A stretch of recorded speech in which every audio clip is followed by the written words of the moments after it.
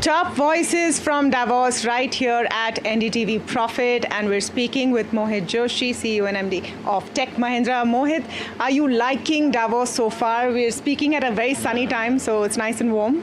No, it's been wonderful, right? I mean, obviously, like anybody in our business, you have to be in Davos every single year, and I've completed more than a decade over here. But this year has been nice. I think the participation has been very broad and extensive. Thankfully, it's been sunny, it hasn't snowed, and a good set of meetings, a good set of dialogues. So yes, so far, very good. What do you think is going to happen in the Trump address? Is that something you're looking forward to? Yeah, that is unfortunately beyond my pay grade. My hope is that given the fact that all the leaders are over here in Davos, that we find some amicable solution and we step off the ledge in a manner of speaking. Certainly, I think the market reaction yesterday has been quite negative. And so hopefully, as always, the world finds a way through the latest crisis. You know, Mohit, if I look at you, and I don't want to use the word turnaround, but definitely the vast improvement in the numbers for Tech Mahindra since you took over. It's displaying in the stock and everything that you've done. For you as a leader in the industry you are, do you see more challenges ahead, more headwinds ahead because of what's happening geopolitically, what's happening with the rupee, what's happening with discretionary appetite, etc. in the United States? How do you look at it? So look, I think there is no denying it that the past 3 years have been challenging for the industry, especially in terms of growth, right? And so for us, it was doubly difficult because we were seeking to drive a turnaround and a transformation within the period. But so far, we have managed within the constraints that the market has set for us.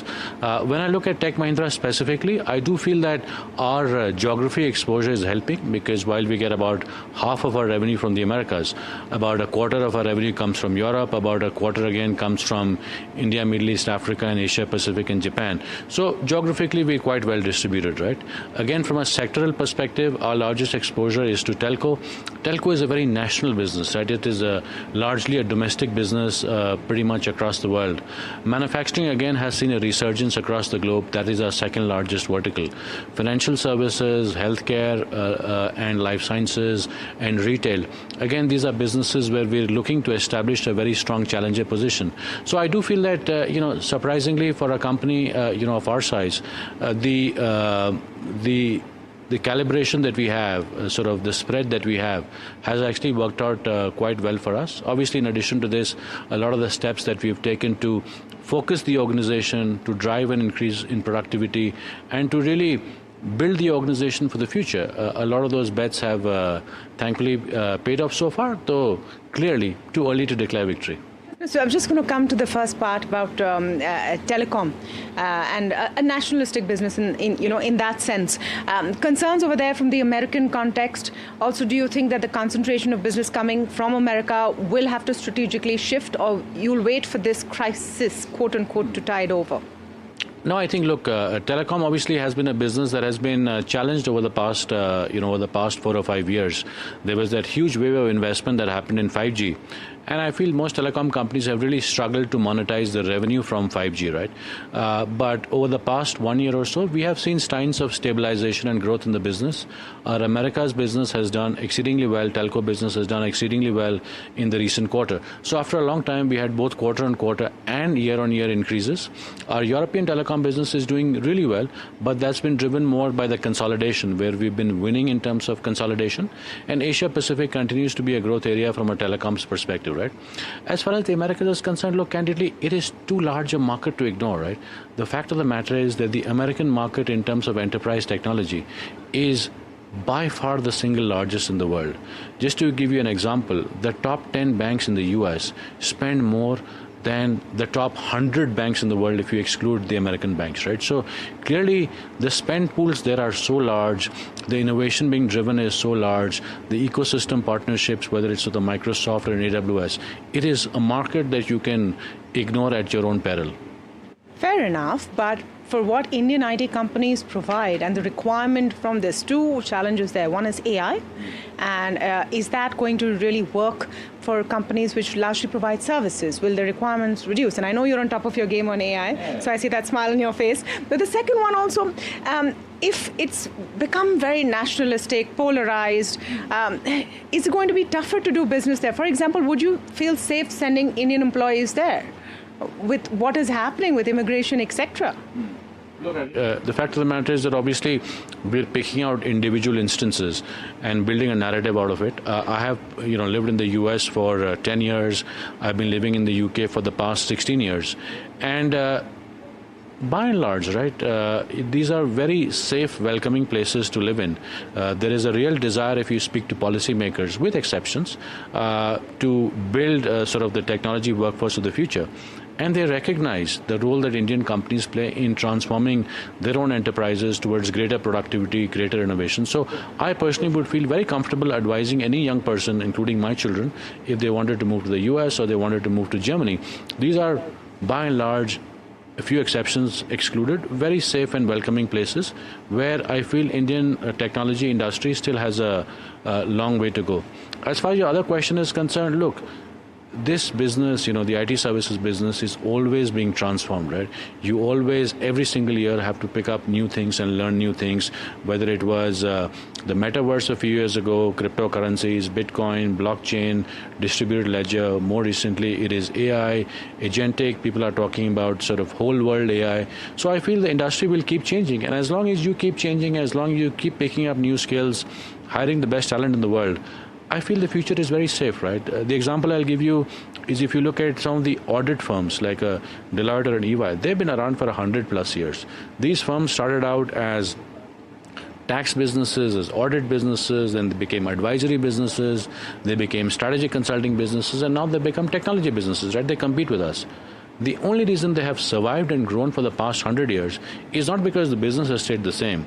It's because they have a really deep understanding of their clients and their industries, and that is more than anything else. What is the adaptation you see in your context with AI at the bedrock? Yeah. Because, world calls India the anti-AI trade. Yeah. Someone has to go out and prove them wrong. Yeah. Look, I think the anti-AI trade is because the rest of the world really is an anti-AI trade, right? The US is the AI trade and the rest of the world is the anti-AI trade. I do feel that for us, a lot of the work, so there are three things that we're doing, right? One is obviously we're building the tooling to allow us to enable our clients to get the benefits of AI. We're investing significantly from an R&D perspective, right? So if you look at it, we are the only GSI to be selected for the National AI Mission. We have built a number of large language models from scratch. And now we're thinking about sort of a new model to price with AI, right? So I feel that the work that we've done, which was recently published with Forrester, how do you price for human labor? How do you price for digital labor? And the age-old conundrum of the industry, how do you break out from this linear pattern of linkage to human labor? This is our opportunity, right? So I really feel that AI will be, mark my words, in a couple of years, the tailwind, like COVID, right, that propels the industry to the next phase of growth and relevance. How do you see it working out in terms of your corporate performance? And I know you've posted results, good results, but how do you see AI becoming a tangible part of the revenue stream? Yeah. Because right now it's pilot, let's see what happens, it's up in the air. Are we close enough to put a number to it, to what it would mean for you as a business? We're trying to find out a meaningful metric to report that would show the progress that we're making in AI, right? Some are already reporting. Yeah, but my sense is that either you're applying too narrow an aperture, right, which is the work that you're doing, which is specifically to build AI models or to build AI consulting. And I would challenge anybody that it is going to be at most a few percentage points of the revenue. Or it's a very broad aperture, right, which is all the clients with whom we're working on AI projects, so where our work is being delivered using AI, like a code assist platform or a contact center AI platform, right? Which is 100% of the clients.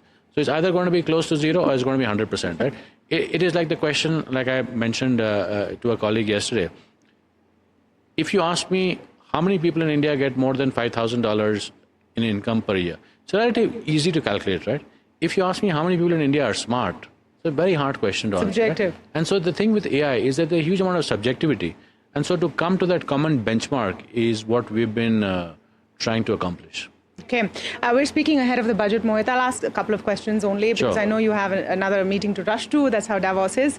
What do you hope to see from the budget this year in the context of the geopolitical climate and how India needs to remain resilient? So look, I think from a budget perspective, clearly some of the tax changes that have happened have given a boost to the economy, right?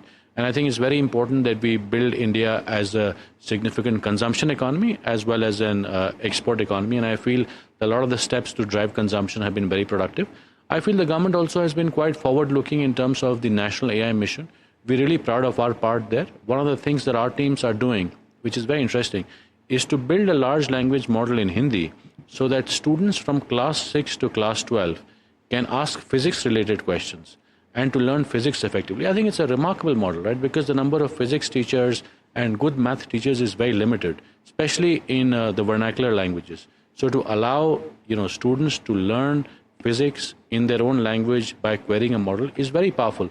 And to think that this is not being done by by a for-profit company, this is being done by the government in partnership with us. So it'll be available to to hundreds of millions of students, right? I feel that's a really powerful example of a transformation. And last thing, if you have an opportunity to meet President Trump, what is the one thing you would say or ask him? Well, into the camera. I think, candidly, I'd probably just ask for a picture with him with a big V sign and step away. I would certainly not ask him anything controversial because... this is a hypothetical question. I know, but... You don't need to be so safe. The reality is that you do not want to get to his wrong side. And so even hypothetically, I don't want to risk asking a question because I might inadvertently manifest something very dangerous for myself. Okay, we'll leave it at that. Thank you so much, Mohit, for speaking with us. Thank you. Lovely to see you. Thank you again.